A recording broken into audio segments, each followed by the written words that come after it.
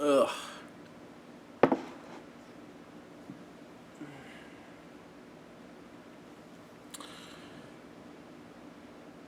This movie does not work.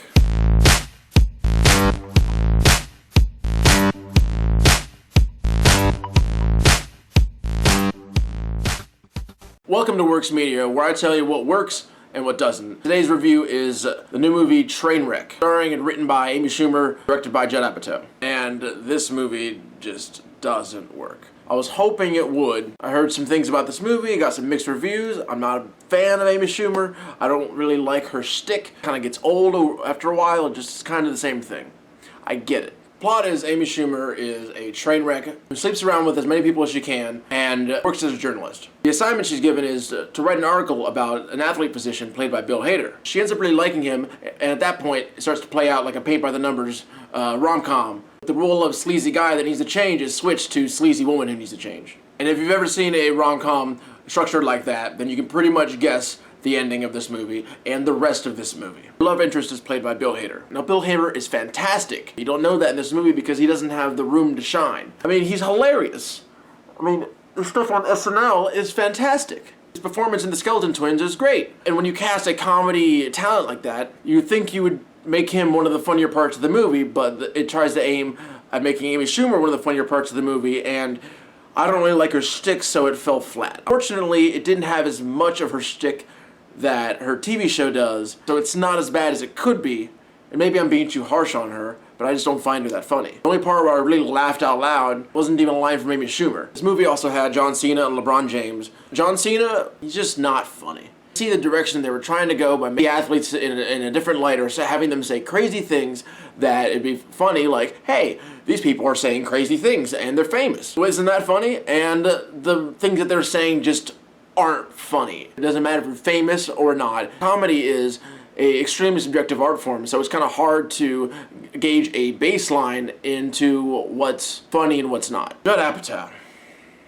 Personally, I don't think he's made a great movie since 40-Year-Old Virgin, which is his first movie. Freaks and Geeks is a great TV show, but film-wise, tries to put too much heart and not good writing in the films. The closest thing he came to that, I thought, was Funny People. A hugely bloated movie, and you can shave off about 30 to 45 minutes of that movie and it'd be so much better. But it's the closest he ever reached to getting heart into a film, which he seems to have been trying to do for the last all of his movies. Except for 40-Year-Old Virgin, which just seemed like a straight down-the-line comedy. Comedy movies tend to develop in 4 different ways. 1, they focus too much on the plot and it's not funny enough. 2, they focus too much on the comedy and the plot is horrible. 3, comedy and the plot works and it makes a great film. Or 4, which happens more times than not, that both the plot and the comedy is lacking or it just isn't there. And they tried and they failed. And sometimes you wonder, how did this movie get made? A great example of a movie with heart and comedy is Annie Hall. It's classic.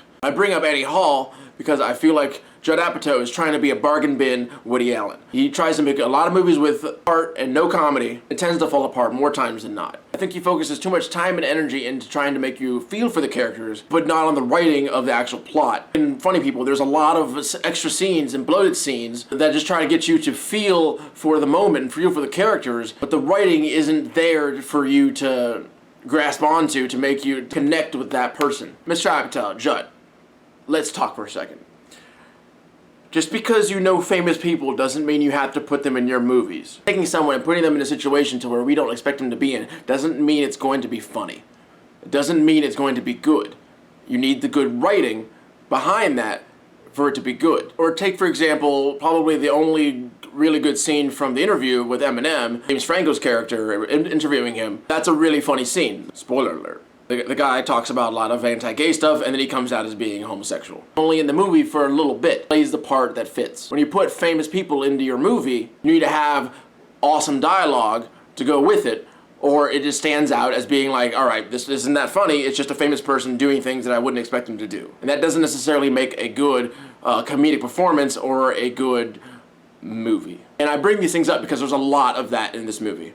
There is a whole bunch of it. LeBron James isn't bad in this movie, but he's not great enough to where it doesn't take me out of the fact that it's LeBron James doing all of these things. Adam Sandler has a bad problem with doing this also by putting famous people in his movies and then thinking that everyone's going to love it just because this famous person is doing this crazy thing, but it falls flat because that person either can't act or isn't really that funny. The shock value of them doing it isn't enough. There's a point in this movie to where she actually has to act, and it gets right there, and I'm like, I'm with you, but it just falls short. And it's really unfortunate, because I was hoping, I was rooting for her, but it just falls short.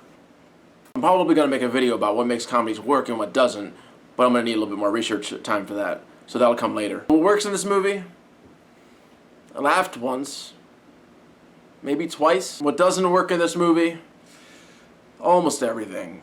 Like, the writing isn't that funny. Direction's okay, it's nothing great. The opening sequence is probably the best part of this movie. Tilda Swinton is fantastic in this movie. She's not the funniest, but she just disappears into this role like she does with everything, and she is fantastic at everything, and I will bow because I'm not worthy of her awesomeness. The funniest part of this movie is probably Colin Quinn, but he gets less funny as the movie goes on, and it's not because of his character arc, it just, the writing of his dialogue just isn't, it's not there. That bleeds right into what doesn't work about this movie, and that is the writing. Direction is okay, but the writing is just, it's just not funny. Honestly, I was bored in this movie. I was waiting for something great in that moment of validation, but it just didn't come. Judd Apatow, you need to start making better films. I guess the current success of this one isn't really going to help him realize that he's just lacking in very important areas in all of his films. And stop making them so damn long. Fortunately, this one isn't as long as a 2.5-hour movie about a comedian. It should have been 90 minutes. If someone's telling him that these things are too long, listen to that person. Whoever's telling you this, listen to that person. Overall, I give this movie a 6. It's watchable, but it's just not that funny. And for a comedy, it's not a good one. If you like what you see, then hit the subscribe button and comment down below with what you thought about the movie, if you agree with me, or if you disagree with me, and if you thought it worked or didn't. My name is Mateus, and see you next time.